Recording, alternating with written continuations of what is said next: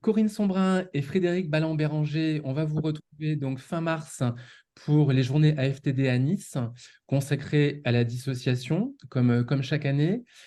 Vous allez présenter une conférence qui s'intitulera Transcognitive auto-induite, méthodologie, recherche en cours et pistes d'avenir en psychotrauma et dissociation.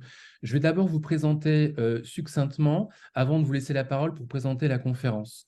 Corinne, vous avez été formée pendant plusieurs années par les chamans aux rituels et techniques de transe en Mongolie. Et on retiendra surtout, parce que vous êtes connu du grand public, que vous avez cofondé le Trans Science Research Institute. Frédéric Balland-Béranger, vous êtes psychologue clinicienne, vous avez exercé de nombreuses années dans la police nationale et dirigé une équipe de psychologues de sapeurs-pompiers. Vous êtes installé en libéral comme praticienne EMDR et vous vous êtes formé à la transcognitive auto-induite avec Corinne depuis 2019 et vous accompagnez aujourd'hui les groupes d'apprentissage à la transcognitive auto-induite et on dira enfin que vous avez intégré le cursus de formation de praticien en transcognitive auto-induite qui permet d'accompagner les patients à la transe dans un cadre psychothérapeutique. Peut-être, Corinne, que vous pouvez commencer par dire quelques mots, et puis ensuite Frédéric, sur la conférence que vous nous présenterez dans 3 petits mois à Nice. Merci beaucoup. Merci Emmanuel. Bah, déjà, on va vous dire un petit peu ce qu'on entend par transe cognitive auto-induite, qui est donc un état de transe réversible qu'on apprend à induire à volonté et en totale autonomie. Voilà, donc sans un autre stimulus que la volonté de déclencher un état de transe. Voilà, donc c'est un apprentissage qui dure à peu près 4 jours. Et puis après, il y a de l'entraînement, bien sûr. Voilà, donc ça, c'est l'idée de la transe cognitive auto-induite. Ce qu'on va vous présenter, c'est un petit peu la méthode qu'on utilise aujourd'hui pour apprendre et être capable de déclencher ce potentiel, parce qu'on a découvert au fur et à mesure des recherches depuis 20 ans que ce potentiel était en chacun de nous. C'est pas la transe, c'est pas un potentiel réservé qu'à une petite population chamane.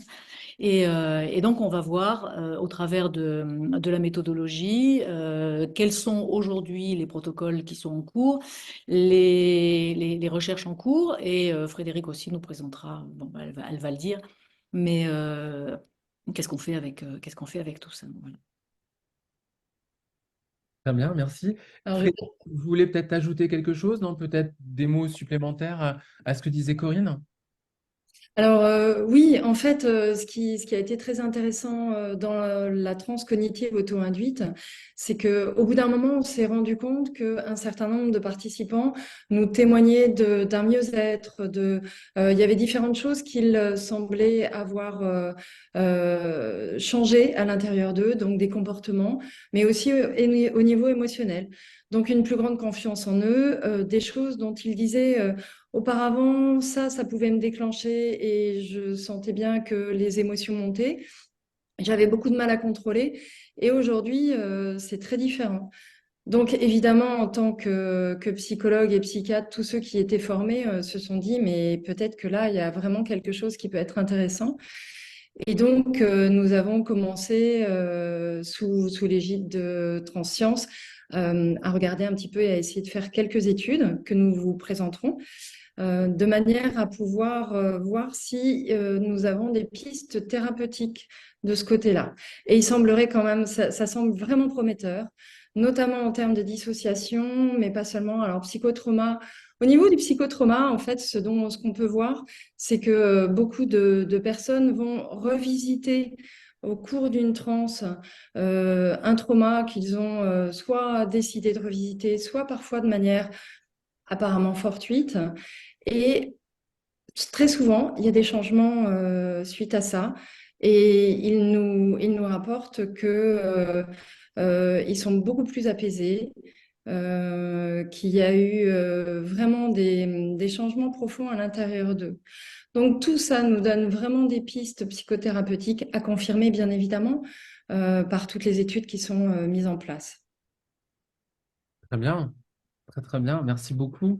Mais je crois qu'on est beaucoup, moi j'en ai parlé un petit peu de ce congrès à des collègues. Il y a beaucoup de psychologues et de psychiatres qui sont très intéressés parce que ce n'est pas un thème qu'on entend souvent. Vous avez entendu, Corinne, au Congrès français de psychiatrie il y a 10 jours à Lyon. Et je crois qu'il y a beaucoup de gens qui ont envie de voir le thème davantage développé parce que vous n'aviez pas eu beaucoup de temps à Lyon. Donc là, on aura un peu davantage de temps pour vous entendre sur ce point. Donc, merci infiniment pour cette présentation. Et puis, on a hâte de vous entendre à Nice dans 3 mois. Merci Emmanuel. Merci beaucoup.